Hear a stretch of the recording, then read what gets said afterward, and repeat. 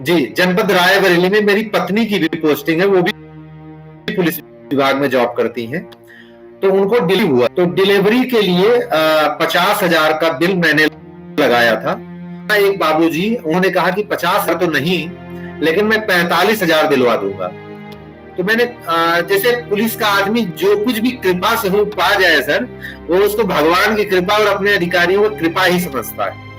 तो सर मुझे 45,000 दिलाने की बात कही गई और उसमें बताया गया कि 10% लगेगा। आपको पता तो होगा। हम कहे हमें नहीं, सबको पता है सर, पुलिस विभाग में सिपाही से लेकर चपरासी से लेकर सबको पता है। मेरी पत्नी भी सर उत्तर प्रदेश पुलिस में है, तो मैं और भी थोड़ा ठीक ढंग से जान पाता हूँ चीजों को। सर जो पुलिस के दीवान हैं, एसओ हैं और शीर्ष अधिकारी भी हैं, वो ये सर पूछ लेते हैं कि पीरियड्स आए हैं आपको, इसको कैसे जाना है। मतलब इतनी निर्लज्जता हो जाती है कि ये भी बताना पड़ेगा कि पीरियड्स आए हैं, इसको प्रूफ करके दिखाना पड़ेगा। पुलिस वालों को, कांस्टेबल को पैसा कम देना, ये ब्रिटिश एम्पायर के टाइम से है कहानी।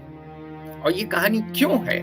क्योंकि ब्रिटिश एम्पायर चाहता था कि कांस्टेबल लूट मार करे, तो भरोसा ही न रहे कांस्टेबल पे, अपने लोगों पे, और लोग गोरे साहब के पास जाएं बड़े बंगले में, और वो जो गोरा साहब बड़ा बंगला में रहेगा वही न्याय दे पाएगा। तो आपको अपने लोगों से भरोसा उठ जाए और आप बड़े साहब बहादुर के पास जाएं न्याय के लिए। सर जैसे हमारी ड्यूटी कहीं लगाई जाती है, जैसे मान लीजिए किसी ईदगाह में या कहीं पे लगाई गई ड्यूटी, सर हमें कोई जैसे मुझे कोई ब्रीफ नहीं किया जाता है आपकी ड्यूटी क्या है, केवल आप चले जाइए।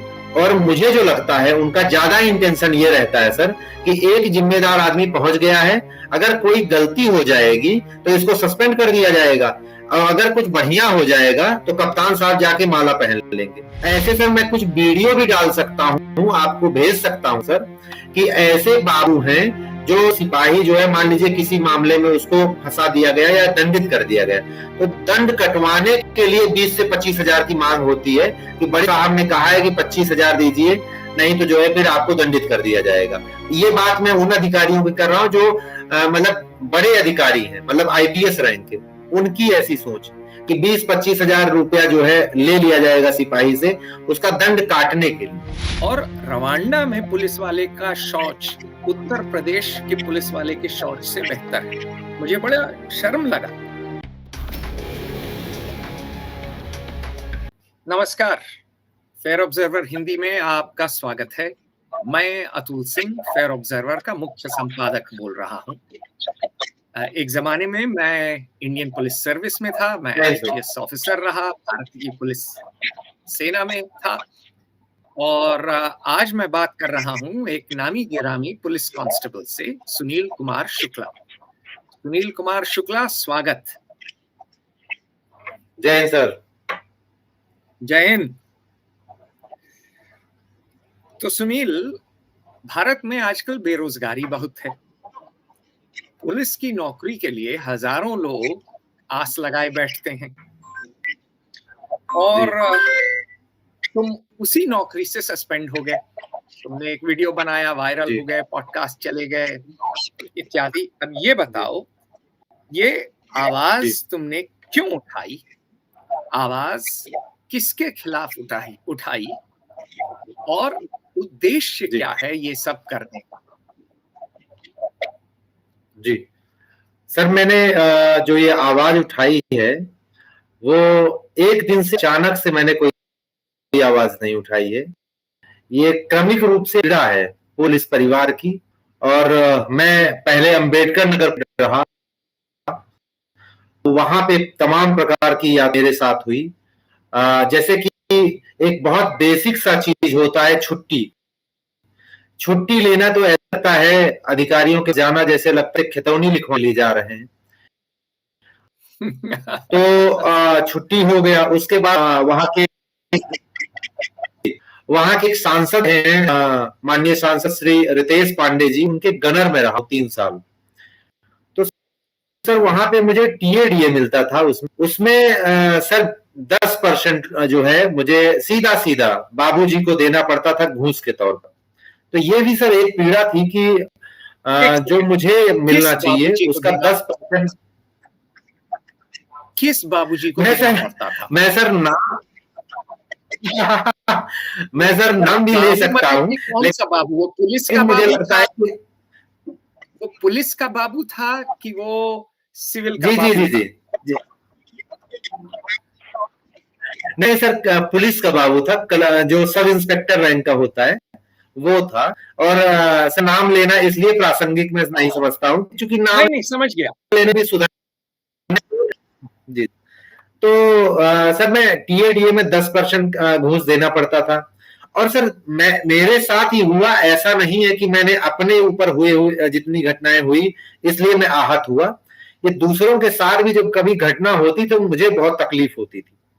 और सर एक घटना मेरे साथ जनपद रायबरेली में होती है। मेरी पत्नी को जो है, सर सुन पा रहे हैं क्या? जनपद चालू है। रायबरेली में जी, जनपद रायबरेली में मेरी पत्नी की भी पोस्टिंग है, वो भी पुलिस विभाग में जॉब करती हैं। तो उनको डिलीवरी हुआ, तो डिलीवरी के लिए 50,000 का बिल मैंने लगाया था। एक बाबूजी उन्होंने कहा कि 50,000 तो नहीं, लेकिन मैं 45,000 दिलवा दूंगा। तो मैंने जैसे पुलिस का आदमी जो कुछ भी कृपा से हो पा जाए सर, वो उसको भगवान की कृपा और अपने अधिकारियों की कृपा ही समझता है। तो सर मुझे 45,000 दिलाने की बात कही गई और उसमें बताया गया कि 10% लगेगा, आपको पता तो होगा। हम कहे हमें नहीं, सबको पता है सर, पुलिस विभाग में सिपाही से लेकर चपरासी से लेकर सबको पता है। तो सर मैंने 10% उसका 4500 रुपया घूस दिया। और उसके बाद सर मैं अपनी बेटी का जो है उसका तबीयत खराब हुआ, उसका चिकित्सा प्रतिपूर्ति का पेपर लेके जमा करने के लिए गया। तो बाबूजी से मैंने पूछा कि कब तक सर आ जाएगा? तो उन्होंने रजिस्टर को पलट के देखा और कहा कि 35,000 है आपका बजट आएगा। मैंने कहा कि 45,000 की बात हुई, उसका 10% मैंने 45 रुपया घूस दिया और आप दिला रहे हैं 35,000 रुपया, तब तो मेरा बहुत नुकसान हो गया। और मैंने सर कहा कि मैं कप्तान साहब के पास जा रहा हूं पेश होने, अगर आप पैसा हमारा नहीं देंगे तो इतना ढीठ था, उसने कहा कि हाँ जाइए, जिससे मिलना है आप मिल लीजिए, देख लीजिए वहां से भी क्या होता है। तो सर मुझे पेश तो नहीं होने दिया, होने दिया गया कप्तान साहब के पास में, एडिशनल एसपी साहब के सामने पेश होने दिया गया। तो सर मैंने अपनी बात पूरी रखी तो मैं जांच लिख दिया सीओ के लिए, सीओ सर के लिए। तो सर जांच में क्या हुआ क्या नहीं हुआ मुझे जानकारी नहीं है अभी तक। मैंने कई बार जानने का भी प्रयास किया, लेकिन लोगों को लगता है कि फोन में, हाँ जब ये मैंने वीडियोस बना दिए तो मुझे जानकारी हुई कि जहां तक जांच हुई थी उसको कैंसिल करके फिर से जांच शुरू की गई है, ये मुझे जानकारी हुई है। और सर मेरा तो पैसा भी सर जो था 35,000, वो तत्काल ही आ गया मेरा पैसा। तो जी मुझे सुनने में लग रहा है दो चीजों के खिलाफ आवाज उठाई, एक जी शोषण और दूसरा जी भ्रष्टाचार। जी सत्यवचन? निश्चित निश्चित तौर पर। ठीक। तो भाई मैं जिज्ञासु हूं जानने के लिए कि साहस कहां से आया आवाज उठाने का, कहां पले, कहां बड़े हुए, बाबूजी क्या करते थे, अम्मा क्या करती हैं, जी भाई बहन हैं, चाचा चाची हैं, मामा मामी हैं। थोड़ा सा पृष्ठभूमि दो जी अपने इतिहास का, तो पता तो चले कि भाई सुनील कुमार शुक्ला किस चिड़िया का नाम है। हाँ जी सर, मैं अमेठी का मूल निवासी हूँ, अमेठी जनपद का। वहाँ एक गांव है राम सेवा का पुरवा सर। वहां पे हमारे पिताजी जो है होम गार्ड में सर नौकरी करते थे। और सर जी एक चीज था, जब मैं पुलिस विभाग में ज्वाइन करने जा रहा था तो ट्रेनिंग में पहले दिन मैं जब यहाँ घर से निकल रहा था अकेले ही, तो पापा ने हमें कसम दिलाया था कि एक भी पैसा घूस लेना, और नौकरी करना है तो करना, नहीं तो ना करना, लेकिन घूस लेना। तो वो कसम मुझे उसी दिन से हुआ था। उसके बाद मैंने सर कभी इसके बारे में सोचा ही नहीं। और लगता है कि जो है, जो आदमी 10,000 8,000 रुपया कमा रहा है उसी से मैं घूस लूंगा, तो मुझे उसकी स्थिति हमसे ज्यादा खराब लगती है, तो मैं उससे कैसे घूस लेता। ये भी एक बात थी, और पिताजी का जो कसम था वो भी था, और सर मुझे नैतिक रूप से भी बहुत खराब लगता है घूस। ये जो है घर में ही गृहिणी है, और मेरी बहन है एक, वो पिताजी हमारे खत्म हो गए सर, जो कि ट्रिगर पॉइंट था कि पिताजी का जैसे मेरी डेथ हुआ, उसकी वजह से मेरे दिमाग में एक बार ये घर कर गया कि मुझे ये सब कर ही देना है। और मेरी बहन जो है मृतक आश्रित पे नौकरी पाई है पिताजी के। कब देहांत हुआ पिताजी का, कब स्वर्गवास हुआ उनका? 5 दिसंबर 2023 को सर। मैं उसके बारे में बताऊंगा कि कैसे हुआ सर, वो भी एक बहुत, वो मेरे जीवन का ट्रिगर पॉइंट है। मेरी बहन जो है वो भी पिताजी के आश्रित पे नौकरी पाई थी होमगार्ड में। मेरी पत्नी भी जो है उत्तर प्रदेश पुलिस में ही है। मेरी 2 छोटी छोटी बच्चियां हैं। यही है सर, मेरा पूरा परिवार बहुत सीधा साधा है, और पूरा गांव भी बहुत सीधा साधा है। अगर आप कहीं हमारे गांव के आसपास भी पूछेंगे, अगर पशु पक्षियों से भी मेरे बारे में पूछेंगे, तो वो भी बताएंगे सुनील बहुत ठीक आदमी है। तो मेरा प्रश्न है कि पुलिस की नौकरी में पिताजी होमगार्ड में थे, पूरा परिवार ही पुलिस होमगार्ड में है। पुलिस की नौकरी में कैसे आए, क्यों आए, क्या करने के लिए आए, क्या सोचा था, इच्छा क्यों? सर जी सर, हमारे यहाँ जो है, मैं इलाहाबाद यूनिवर्सिटी में सर पढ़ रहा था, वहां से बीएससी पास आउट हो चुका था।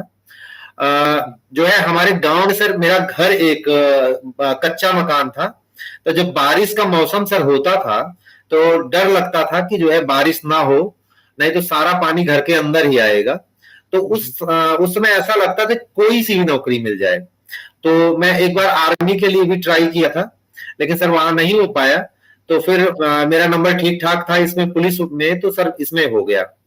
पुलिस में मैंने ज्वाइन कर लिया सर। इसमें एक चीज और भी था कि मेरे स्तर से, जो सिपाही स्तर का होता है, थोड़ी बड़ी जो है मदद करने का भी स्कोप रहता है। थोड़ा इंटरेस्टिंग भी था, कुछ दिन मुझे अच्छा भी लगा। लेकिन फिर जब यहाँ पे आके देखा कि हर चीज में केवल एक चीज है कि लोग पैसा निकालना चाहते हैं, चाहे वो पुलिस के कर्मचारी हों। ये बात सबके लिए जनरल नहीं है सर। 80 से 85% लोग अच्छे हैं, लेकिन 10-15% जो ऐसे लोग हैं जो भ्रष्टाचार में लिप्त रहते हैं, तो उनकी स्थिति देख के थोड़ा सा मोह भंग होना शुरू हो गया था सर।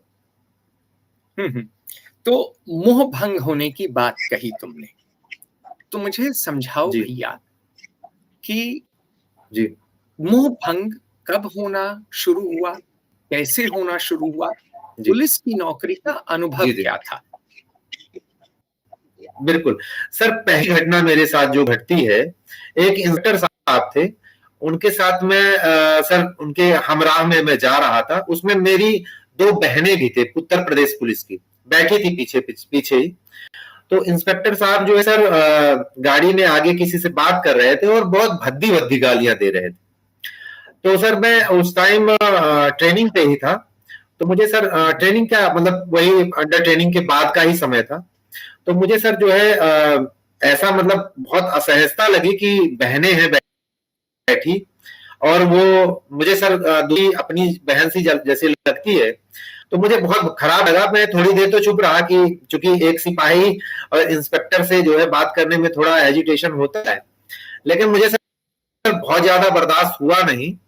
तो सर मैंने उनसे, इंस्पेक्टर साहब से कहा कि क्या सर जो है, जैसे आप इस गाड़ी के अंदर बात कर रहे हैं, क्या अपनी बहन बेटियां जब बैठी रहती हैं तब आप ऐसे ही बात कर सकते हैं कि नहीं कर सकते?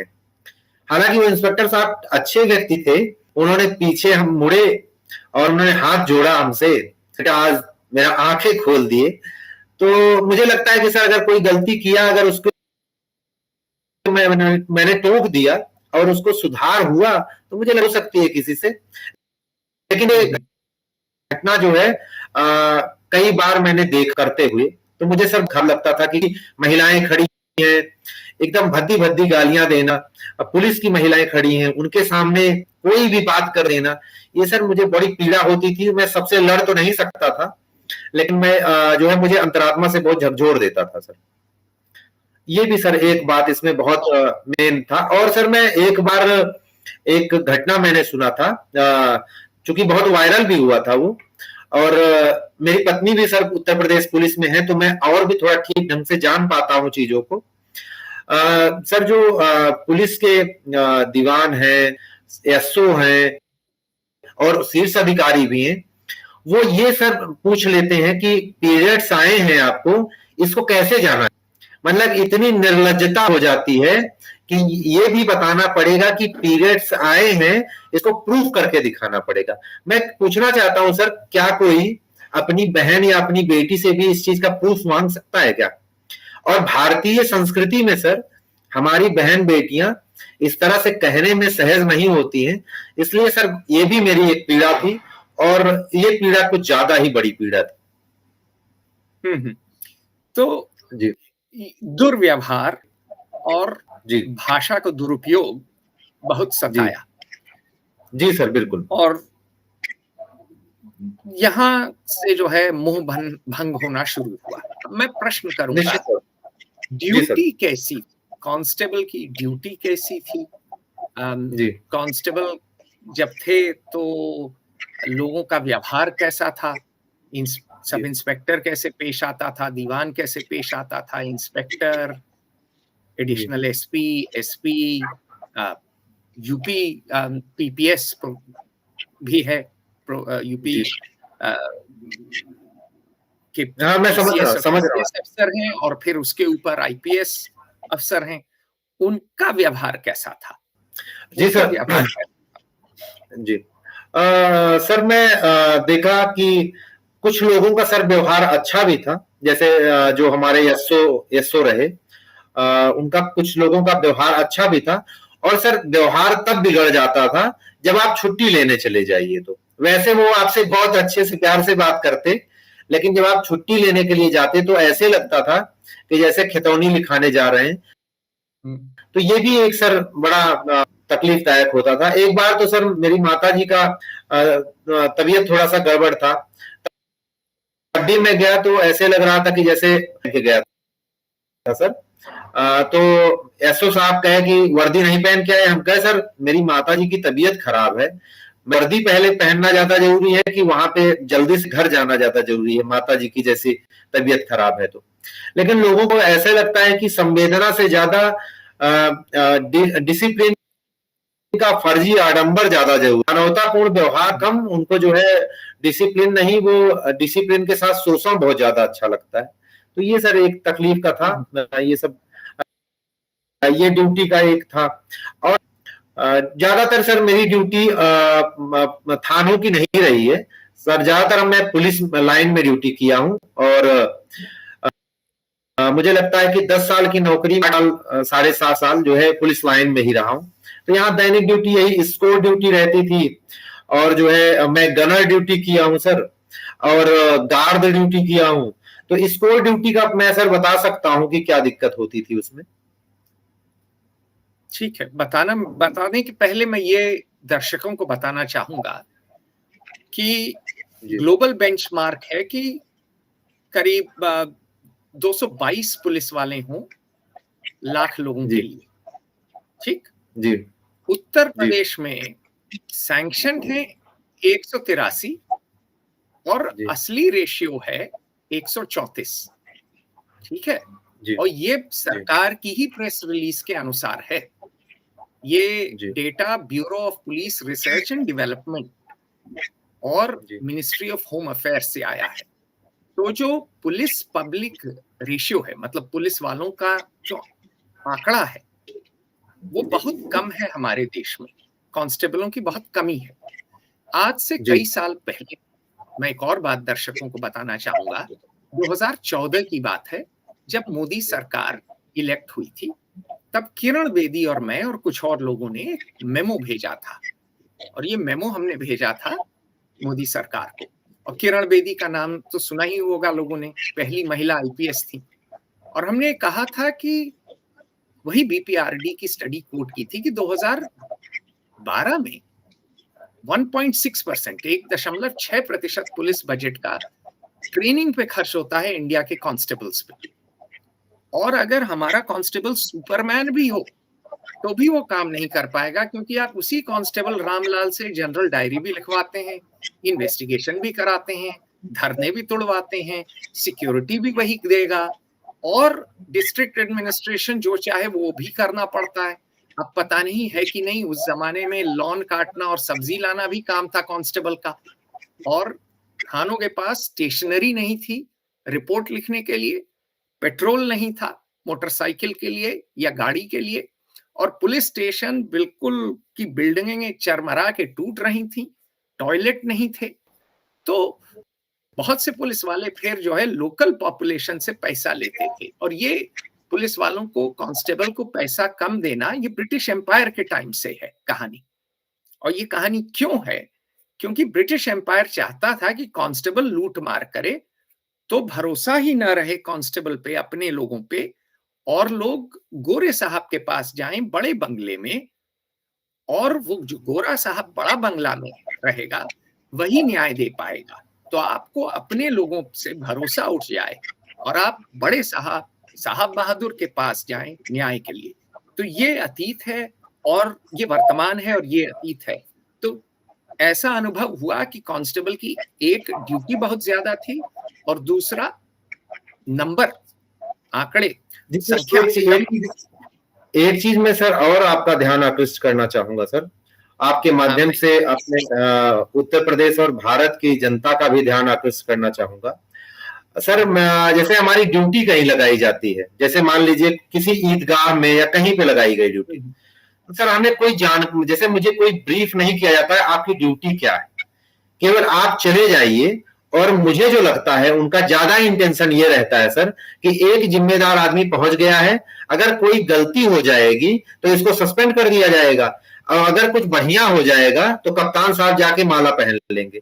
ये इरादा रहता है सर, मुझे ऐसा महसूस होता है, क्योंकि मैं कई जगह ऐसी ड्यूटी पे गया, मुझे कुछ जानकारी नहीं रहती इस गेट पे रहना है कि उस गेट पे रहना है, कि बीच में पेंडुलम बन के रहना है। लेकिन इतना जरूर रहता है कि एक जिम्मेदार आदमी वहां पहुंचा दिया जाता है कि अगर कोई बात हो जाएगी उस आसपास में तो ड्यूटी आपकी लगी थी, आप कटने के लिए बिल्कुल तैयार रहिए, और अगर कुछ अच्छा हो जाएगा तो माला पहनने के लिए साहब आ जाएंगे। तो ये सर है, ये पीड़ा। तो अब मैं प्रश्न करता हूँ, ड्यूटी कितने घंटे की रहती है दिन में? सर जैसे पुलिस लाइन में था तो जो है कभी 12 घंटे की भी हो सकती है, कभी 14 घंटे की भी हो सकती है। ये तो सर क्लियर नहीं कह सकते कि कितने घंटे की, जैसे गार्ड में रहेगी तब तो 8 घंटे की रहेगी। ठीक है, अच्छा, लेकिन अगर सातों दिन ड्यूटी है? बिल्कुल बिल्कुल बिल्कुल, सातों मिल जाती है? नहीं, सातों दिन। जी जी। छुट्टी कितनी मिलती है साल की? सर 60 छुट्टियां हैं, और 60 छुट्टी लेने में 60 कर्म होते हैं।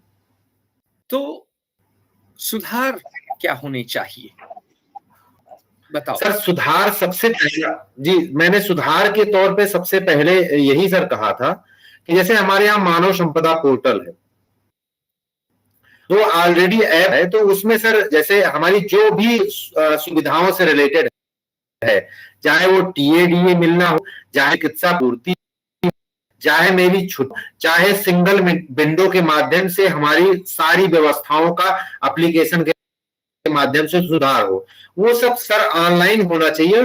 और जो है जो मनमाना तरीका देख रहा हूं कि सर माननीय मुख्यमंत्री जी मानव सारी चीजों को एक्टिव किया और कहा कि छुट्टी जो है, लेकिन हमारे अधिकारी अभी भी एकदम गैर जिम्मेदाराना, उसी तरह जैसे उनका पहले रवैया था वैसे ही वो अभी भी चल। मैं कई लोगों से ऐसे पूछ चुका, 5 तारीख का लगा, 5 तारीख की उनको कभी छुट्टी नहीं हो पाती है। और लोग सर हमसे कहते हैं कि टिकट लेते ट्रेनों में। सर सुन पा रहे हैं क्या हमें? सुन पा रहा हूं, बोलें सर लोग कहते हैं टिकट नहीं लेके हम लोग चलते ट्रेनों में, मतलब जनरल टिकट लिए रहते हैं और स्टेशन में बैठ जाते हैं। जब सर हमारी और सर फिर उसमें हम प्रताड़ना, यहाँ एक तो छुट्टी मिलने का जाते तो हर व्यक्ति हमें इस नजर से देखता है का ट्रेन में बैठा है, मतलब हर आदमी से देखता है किसी कि मतलब हर बेईमान की तरह देखा जाता हूं, जबकि मैं जो छुट्टी टाइम से न कैसे लूं। तो सुनील, तो पहली चीज ये जी हुई, ये दिक्कत सिर्फ पुलिस के अधिकारियों की नहीं है, तो नेताओं की भी है, आईएएस की भी है, कि अगर आपने पुलिस की जी संख्या होनी चाहिए 222, ठीक, जी और आपकी सैंक्शनड स्ट्रेंथ है 183, जी और आप जी 134 पुलिस वाले रख रहे हैं लाख लोगों के लिए, जी तब तो आपको जी निचोड़ना तो पड़ेगा, तेल निकालना पड़ेगा। जी तो सबसे पहली जी चीज, संख्या बढ़ानी पड़ेगी पुलिस वालों की। दूसरी, जी फिर आपको उनकी ट्रेनिंग बेहतर करनी होगी, डायरेक्शन बेहतर देना होगा कि भाई अगर आप लॉ एंड ऑर्डर ड्यूटी जा रहे हैं तो ये जिम्मेदारी है, ये करिए, ठीक। जी तीसरी, फिर आपको छुट्टी का, फोर्स की छुट्टी निर्धारित करनी होगी कि भैया जो 222 लोग हैं हमारे, उसमें से 10% छुट्टी पे रहेंगे किसी एक समय। तो इसका मतलब यह है जी कि आपको पूरा सिस्टम सुधारना होगा। ये एक ऑनलाइन ऐप से भाई कैसे चलेगा?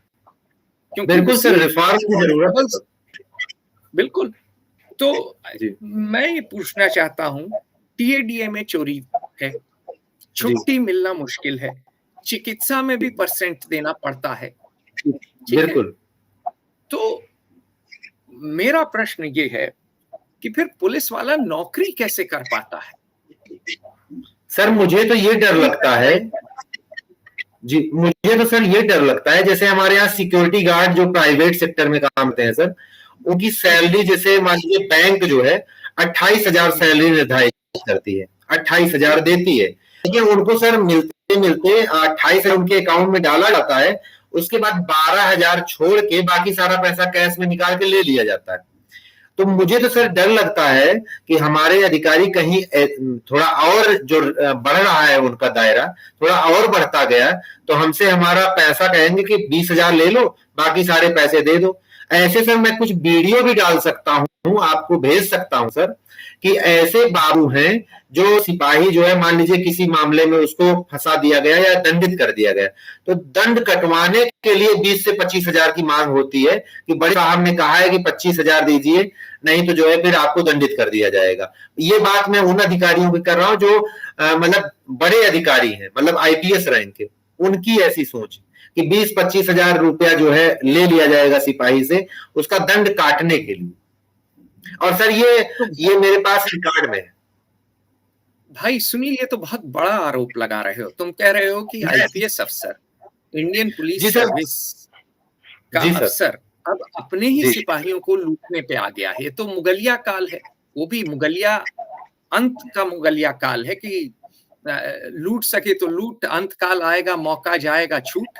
हर आदमी जो मिल रहा है लूटने पे जी आतुर हो गया है। तुम ये कह रहे हो आज के दिन जी ये हो गया है? बिल्कुल बिल्कुल सर, सबके बारे में नहीं है, लेकिन 10% लोग ऐसे निश्चित तौर पे हैं। और सर ये तो प्रत्यक्ष दिखता भी है, प्रत्यक्ष दिखता भी है कि उनका घर जाके देखिए सर, 2 साल 3 साल की नौकरी में 2-2.5-3 करोड़ का मकान सर कैसे बन जाएगा? लाख 100 लाख के वेतन में कैसे बन सकता है सर?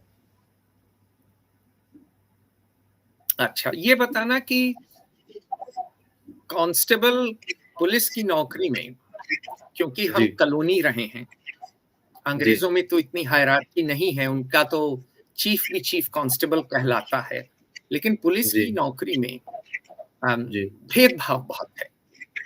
एक जी तरह सर। का आज का आधुनिक जातिवाद है कि जी कप्तान भगवान है और सिपाही रेंगता हुआ कीड़ा।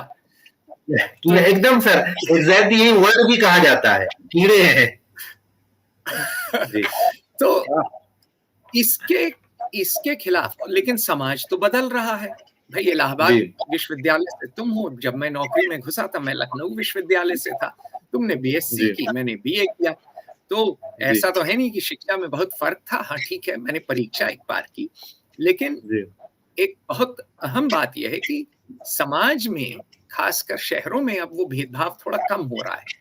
तो जी समाज की, ये समाज नहीं, पुलिस की नौकरी में तनाव आ रहा है क्या आजकल? क्योंकि एक और तो आडंबर है, ढोंग है डिसिप्लिन का, जी है। जब मैं आईपीएस बना था, आईएएस एकेडमी से आईपीएस एकेडमी गया था, तो जितने जुम्मा जुम्मा हमसे 3 साल सीनियर बोलते थे अरे अब तुम वर्दी वाली नौकरी में जा रहे हो, बॉस कोई बात नहीं करेगा। मेरा भाग्य था कि आदित्य मिश्रा जो कि रिटायर हो गए, उनसे मेरी मित्रता हो गई। कहने को मेरे इंस्ट्रक्टर थे, पर मेरे आज तक वो अपने मित्र हैं। तो मेरा भाग्य अच्छा था, सौभाग्य था कि वो मेरे इंस्ट्रक्टर बने। लेकिन जो कल्चर था, जो पुलिस की संस्कृति थी, वो आडंबरी डिसिप्लिन थी। असल में डिसिप्लिन बहुत कम लोगों में थी। अधिकांश लोग नगाड़े की तरह तोड़ पड़ा के आज भी घूम रहे हैं। सर डिसिप्लिन एक मिनट, न लिखते हैं न पढ़ते हैं, न चिंतन करते हैं न मंथन करते हैं। उनसे सीबीआई को सुप्रीम कोर्ट ने केस्ड पैरट कहा और इंटेलिजेंस एजेंसी आईबी को शायद चिकन कहा, जहां तक मुझे याद है।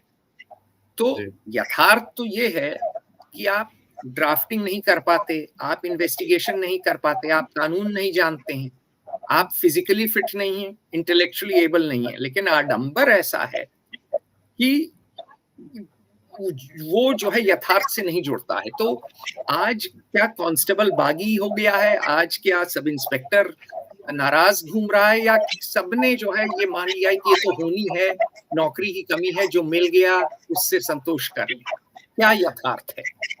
सर ये जो आपने कहा कि सबने मान लिया है कि ये तो होनी है, ऐसे ही होना है, ये अनुशासन का खोज सर ऐसा बांध दिया गया है मुंह में कि ज्यादातर लोगों ने ये मान लिया है कि ऐसे ही जीवन है, ऐसे ही कट जाएगा।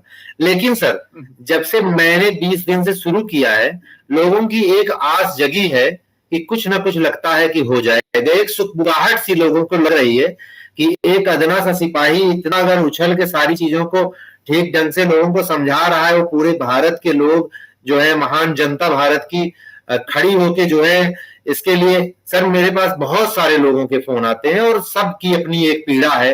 मैं अगर सभी लोगों की रिकॉर्डिंग करके और सबके सामने सुना दूं तो इतनी पीड़ा है, हर जगह पीड़ा है।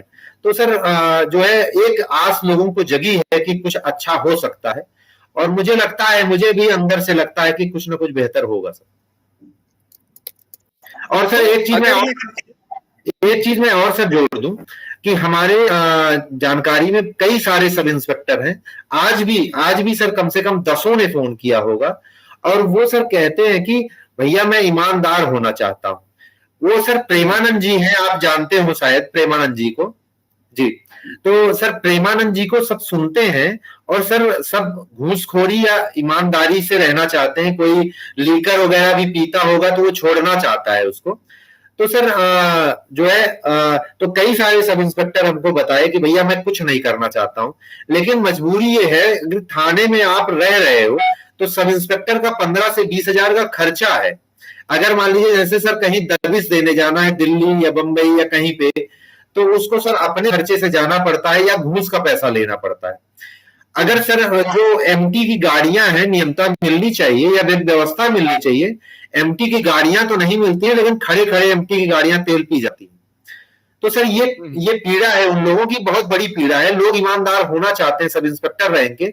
वो तो कहते हैं कि मेरी नौकरी तो और खतरनाक हो गई है कि हम लोग चाह के भी कुछ बोल भी नहीं सकते, कि बोलेंगे तो कहीं नहीं फंसा के हम टांग दिए जाएंगे।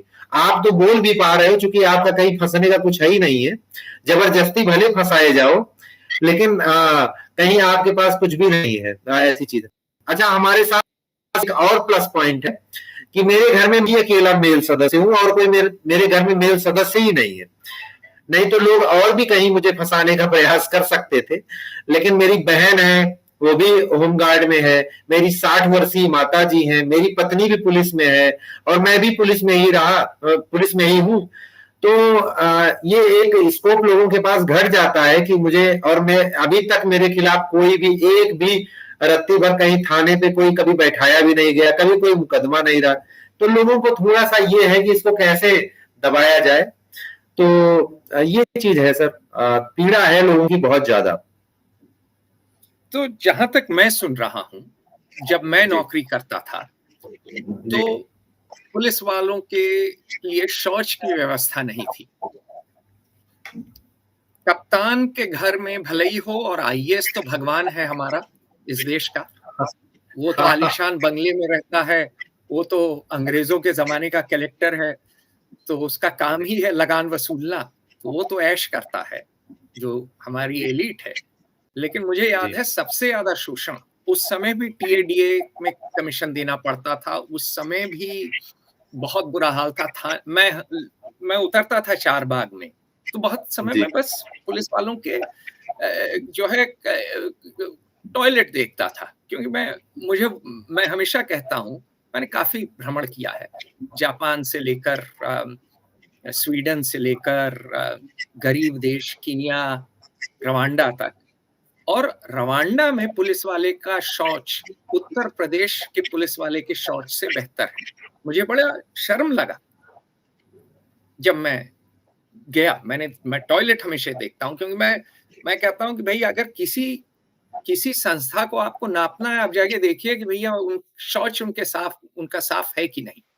और चारबाग में हमेशा पुलिस वाले बेचारे, न शौच की व्यवस्था थी, लंबी ड्यूटी रहती थी, गर्मी में उनको ऊनी टोपी पहना देते हैं हम, जिसका कोई 40-45 अब तो 50 डिग्री तक हो रहा है तापमान, कोई तुक नहीं है, कोई लॉजिक नहीं है। तो मुझे ये बहुत बुरा लगता था। आज क्या हालात है, क्योंकि मेरे नौकरी छोड़े 20 साल से ऊपर हो गया भाई।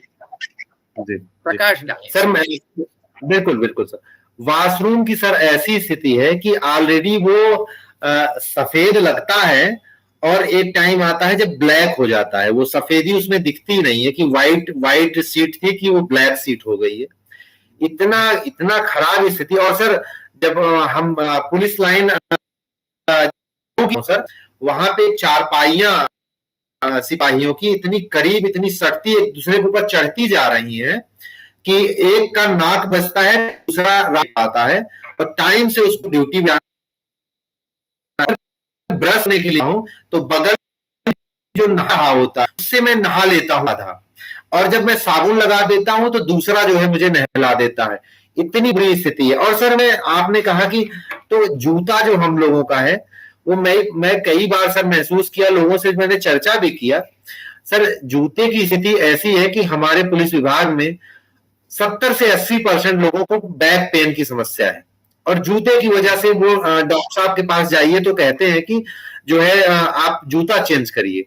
और सर 8 घंटे 12 घंटे 14 घंटे वही जूता पहनना है, तो कौन सा जूता चेंज करें? क्या रात में सोने समय कोई दूसरा जूता पहना जाएगा?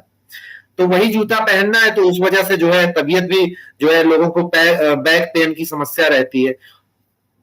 एक मिनट, डॉक्टर कौन सा जूता पहनने को कहते हैं और कौन सा जूता पहनाते हैं जी ऊपर वाले? जी मैं सर एक बार गया था, एक डॉक्टर साहब हैं यहाँ पे पीजीआई के झा सर, तो उन्होंने कहा था कि अगर आपको बैक पेन जो है आपका, अगर चाहते हो कि ना हो, तो सबसे कंपलसरी ये है कि आप जो है पहले जूता अच्छा पहनो, कि वो महंगे से मतलब नहीं है, वो केवल ऐसा होना चाहिए कि उसकी रबड़ अच्छी हो, अच्छा कुशन होना चाहिए।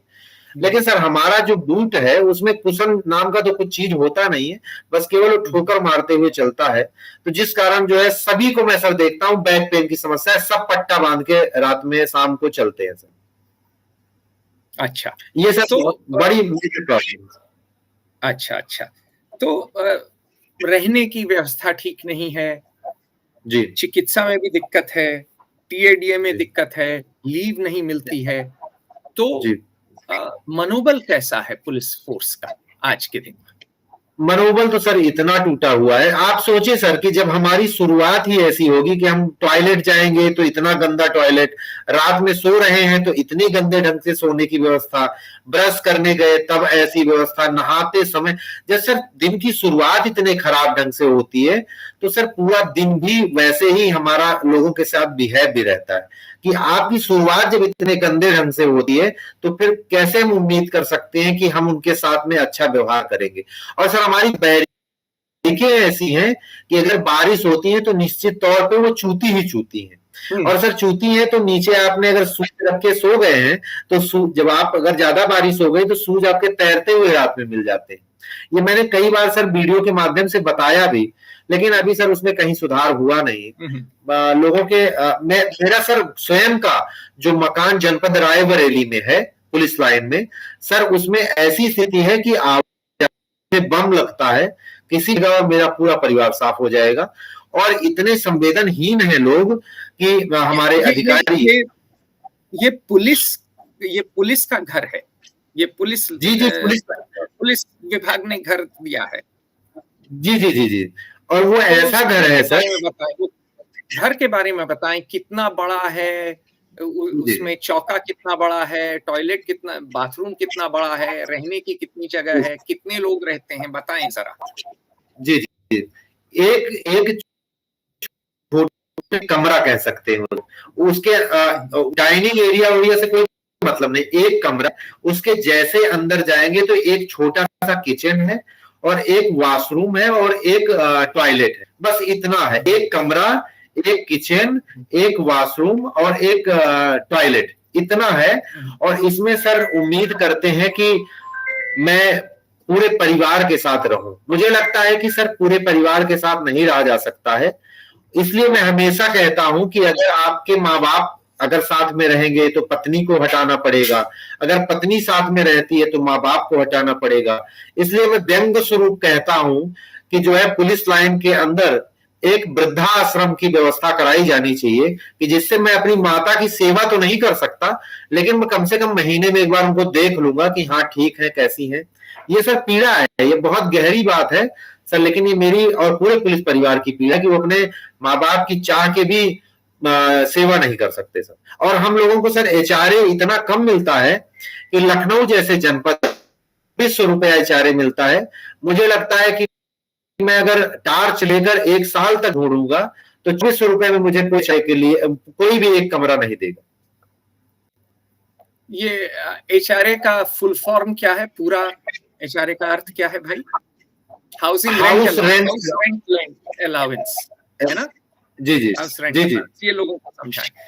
तो एचआरए कम है तो इसका मतलब ये है कि जिस तरह अंग्रेज कांस्टेबल को बहुत कम पैसा देते थे और आईसीएस को ऐसा पैसा देते थे जैसे कि वो लंदन का इन्वेस्टमेंट बैंकर था, और वो इसलिए देते थे कि वो कलेक्टर जो है चोरी ना करे टैक्स की। एक तरह से आज भी वही सिस्टम है कि कांस्टेबल का शोषण पूरी तरह है, और कांस्टेबल का काम ये है कि वो किसी तरह शोषित होते हुए लोगों को, जनता पे कब्जा जमा के रखे, शासक का। ये बात क्या सत्य होगी? बिल्कुल सर, कह सकते हैं कि जो है हम इतने प्रताड़ित रहते हैं, और जब साहब के लिए पूरा मेंटेन भी करना है कि अगर साहब, कुछ दरोगा लोग तो हमारे पास सर फोन करके कहे कि भैया ये स्थिति है कि कप्तान साहब गाय रख लेते हैं और गाय का चूनी चोकर की व्यवस्था चौकी से कहा जाता है, आदेश किया जाता है कि भैया भिजवा देना 1 बोरी 2 बोरी। तो ये स्थिति है सर कि गायों की भी व्यवस्था पुलिस वाले अपने स्तर से करवाते हैं साहब बहादुर के लिए, कप्तान साहब आईपीएस अफसर के लिए। अच्छा जी सर जी। तो मेरा एक आईपीएस मित्र है, बड़ा अभिन्न मित्र है, अब तो बड़ा सीनियर है। उसने एक बात कही कि आईपीएस ने कभी कांस्टेबल की पैरवी नहीं की। आईपीएस हमेशा आईएएस से बराबरी की बात करता है, लेकिन वो अपने कांस्टेबल को बिल्कुल कुत्ते की तरह समझता है। न उसके रहने का प्रबंध किया, न उसके लिए कभी पैरवी की, न उसके लिए कभी पब्लिक में बोला।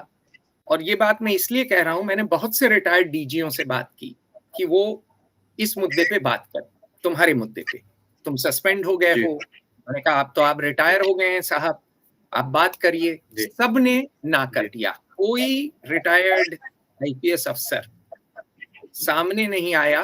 पीठ पीछे सब लोग बोल रहे हैं, बातचीत सब करने को तैयार है, लेकिन कोई सामने नहीं आया पुलिस रिफॉर्म पे बात करने की। तो ये अनुभव क्या तुम्हारा भी है कि साहब लोगों से एक बात करना कठिन है, और दूसरा साहब लोग, कांस्टेबल की बातें ये साहब बहादुर लोग करते हैं कि नहीं? सर मैं एक पत्रकार हमारे घर पे आए थे, और वो एक रिटायर्ड डीजी साहब के पास फोन किए, मेरे सामने की बात है, मैं नाम नहीं लूंगा सर। डीजी सर के पास कॉल किए कि क्या आप सुनील शुक्ला के बारे में कुछ कहना चाहेंगे? तो उन्होंने कहा हाँ बिल्कुल, क्यों नहीं। तो उन्होंने कहा कि सर क्या ऐसा हो सकता है कि दोनों लोगों को सर एक मंच पे बैठा दिया जाए, वो आपका बच्चा है, और आप दोनों लोग आपस में बात कर लें, समझ लें, क्या आप समझा देंगे वो समझ जाएगा। तो मैं तो तैयार था कि बिल्कुल मैं चाहता हूं कि बात होनी चाहिए, और मैं अपनी पीड़ा कम से कम मैं अपने शीर्ष अधिकारियों से बताऊंगा, तभी तो उसमें कुछ हला भला होगा। लेकिन उन्होंने कहा कि मैं सिपाही के साथ बैठूंगा। तो ये है सर, मुझे लगता है कि मैं क्या इस देश का नागरिक नहीं हूं? सबसे पहले तो मैं इस देश का नागरिक हूं, सिपाही तो मैं बाद में। और मुझे लगता है कि वो भी सबसे पहले अगर कुछ है तो उस देश के नागरिक हैं, और वो डीजी बाद में। तो मूल चीज, मैं 140 करोड़वा इस देश का शेयर होल्डर हूं और मालिक हूं। मां भारती का उतना ही बड़ा लाल मैं भी हूं, उतना ही प्रिय मैं भी हूं जितना वो डीजी साहब। तो ये समझना पड़ेगा।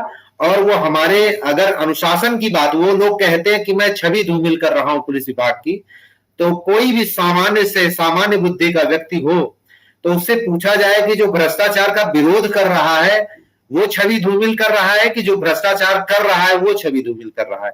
तो मुझे लगता है किसी अनपढ़ से भी मैं पूछूंगा तो यही कहेगा कि भ्रष्टाचार जो कर रहा है वो छवि धूमिल कर रहा है। लेकिन उल्टी गंगा बहाई जा रही है और मुझे सस्पेंड कर दिया गया है। लेकिन मैं ये बताना चाहता हूं सर कि मेरे लिए सस्पेंशन और बर्खास्तगी बड़ी चीज नहीं है। मैं सर भिक्षा मांग लूंगा, लेकिन मैं असत्य के साथ कभी नहीं चलूंगा। मैं सत्य पे हूं और सत्य की शक्ति को मैंने पहचान लिया है, और मैं निश्चित तौर पे इसी पे चलता रहूंगा। भाई, हर आदमी के कंधे में तो सत्यमेव जयते ही तो लिखा हुआ है। जी सर। तो एक और बात मैं कर पूछता हूँ, ठीक है जी। और बात ये है कि सिविल प्रशासन में मेरी माँ ये हमेशा कहती हैं, बड़ी विदुषी हैं, वो कहती हैं कि जब भी वो मेट्रो लेती हैं तो सिपाही हमेशा मदद करते हैं। जी। जो सिपाही वहाँ सिक्योरिटी चेक के लिए हैं, नोएडा से चढ़ती हैं, वो मेट्रो ही लेती हैं अभी भी। तो कहती हैं कि हमारा सिपाही अभी भी बड़ा ईमानदार है। जी। ज्यादातर, और फौज का तो खासकर। बोली दिक्कत अफसरों के साथ आती है। जी। और उनका ये मानना है कि सिविल में तो और ज्यादा चोरी है। सिपाही तो बेचारा चक्रव्यूह में फंस गया है, क्योंकि उसको सिविल एडमिनिस्ट्रेशन रगड़ता है, उसकी 100 ड्यूटी लगा देता है, उसकी वीआईपी ड्यूटी लग जाती है, वो बेचारा गनर बन के फिर रहा है, भीड़ की ड्यूटी होती है तो वो सवेरे से रात बैठा रहता है, खाना नहीं मिलता है, लोग दावत पे जाते हैं और सिपाही बाहर खड़ा होता है, उसको चाय नहीं मिलती है, पानी नहीं मिलता है, कहीं टॉयलेट कहाँ करेगा ये भी प्रबंध नहीं होता है। तो मेरी माँ का जो ये कथन है, जो मेरी माँ का ये एक उन्होंने जो देखा है, परखा है, ये बात उनकी सही लगती है क्या तुमको सुनील? बिल्कुल सर, बिल्कुल एकदम एग्जैक्ट जो है। ज्यादातर मैंने सर देखा है कि 85 से 90% पुलिस के जो सिपाही दीवान है वो सर बड़े हेल्पिंग नेचर के हैं। मैं स्वयं भी सर 112 में नौकरी करता था, तो मैं देखता था सर कि जैसे कोई एक्सीडेंट हो गया है तो मैं 108 का इंतजार नहीं करता था कि एम्बुलेंस आए। सर सुन पा रहे हैं ना? पूरी तरह तुमने बात कही कि ज्यादातर सिपाही हेल्पफुल नेचर के हैं और ज्यादातर लोग अच्छा काम करना चाहते हैं। बिल्कुल सर, बिल्कुल सर। मैं आपको सर बताऊं कि मैं 112 में नौकरी किया हूं सर कुछ दिन, तो मैं ये देखता था कि अगर कोई एक्सीडेंट हो गया है और सबसे पहले 112 पहुंचती है तो मैं पहुंच गया, तो एम्बुलेंस अगर लेट होने लगती थी सर तो हम लोग उसको पीछे जो है या बीच में कहीं पे भी लेटा के हम लोग गाड़ी को 100 की स्पीड में भगाते हुए लेके जाके हॉस्पिटल में हॉस्पिटलाइज करते थे। तो हम ये सर भूल जाते थे कि जो है वो हमारे घर का नहीं है। हम लोग हमेशा ये फील करते थे कि वो हमारे घर का है, हमारे समाज का है, हमारे परिवार का है, और ले जाके हम लोग पहुंचाते थे सर। और ये कोई ज्ञान नहीं दे रहा हूं सर, मैं ये रियल में मेरे साथ हुआ है और आए दिन आप देखते भी होंगे सर। तो हम लोग इतनी तेजी से जो है करने का प्रयास करते थे। लेकिन सर एक पीड़ा मैं और आपसे साझा करना चाहूंगा सर। स्थिति ये है कि सर अन्य विभागों के लोग जब आते हैं, मान लीजिए वो नगर निगम के आ गए, वो हमारे ही समकक्ष या हमसे नीचे भी हैं, तो वो आते हैं तो वो हमको ऐसे धमकाते हैं कि एक बार तो मेरे साथ ही हुआ, जो मेरे साथ होता है मैं उसी को बताना ज्यादा प्रासंगिक समझता हूँ। वो क्या कह रहा है कि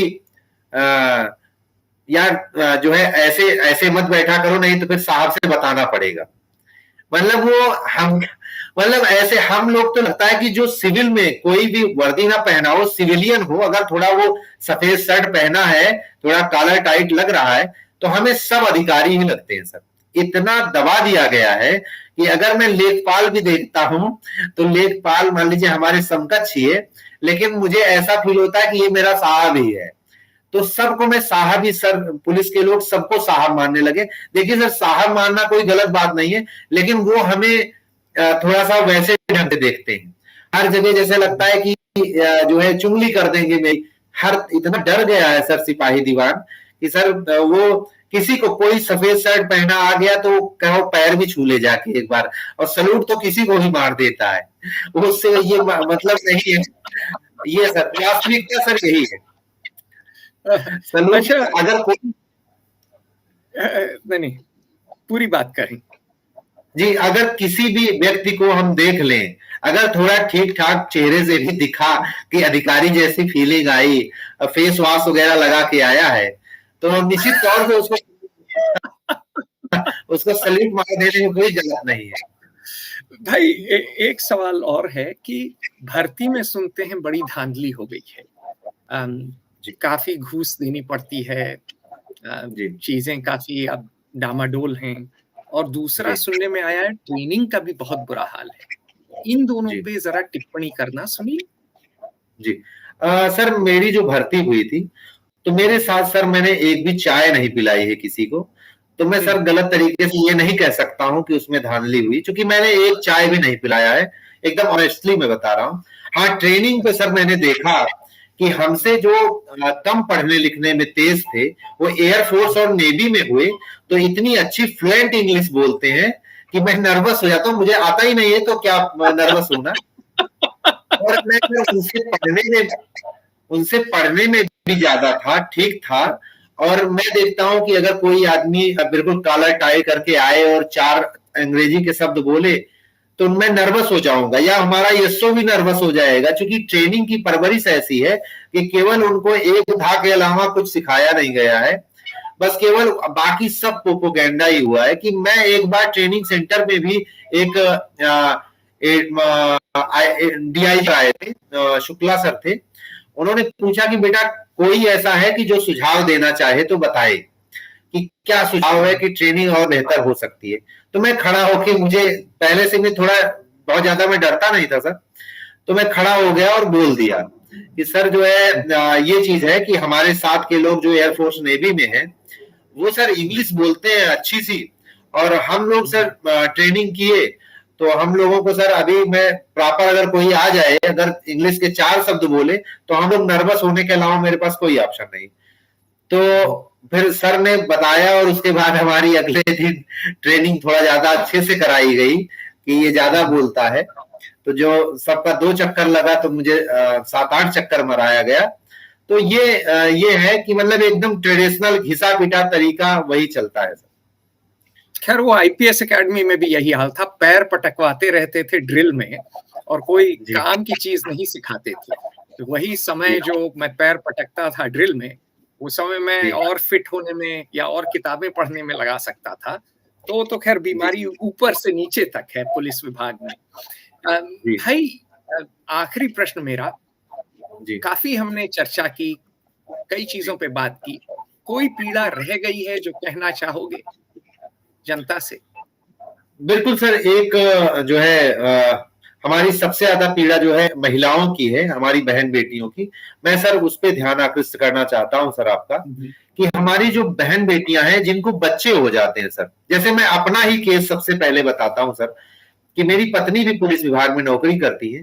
जब दोनों लोग, चूंकि हम अपने जैसे हमारी पत्नी है वो भी अपने जो हमारा घर है गांव का, वहां पे नहीं रह सकते, ना हम रह सकते हैं ना पत्नी रह सकती है, तो सर हम दूर रहते हैं।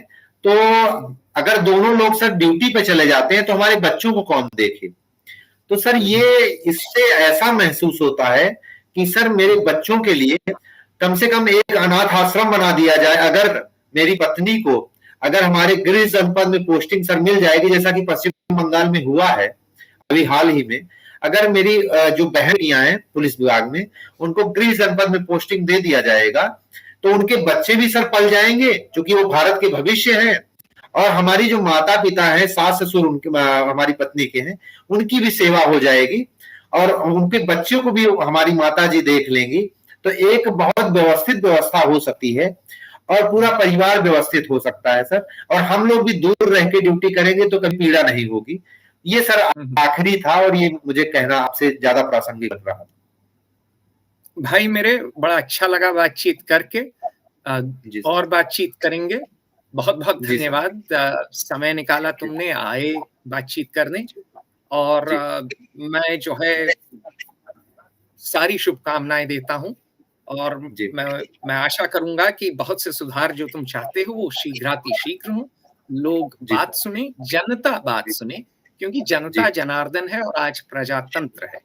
तो अगर सिस्टम बदलना है तो ऐसे ही आवाज उठेगी, तभी बदलेगा। भाई मेरे, नमस्कार, जय हिंद। जय हिंद सर।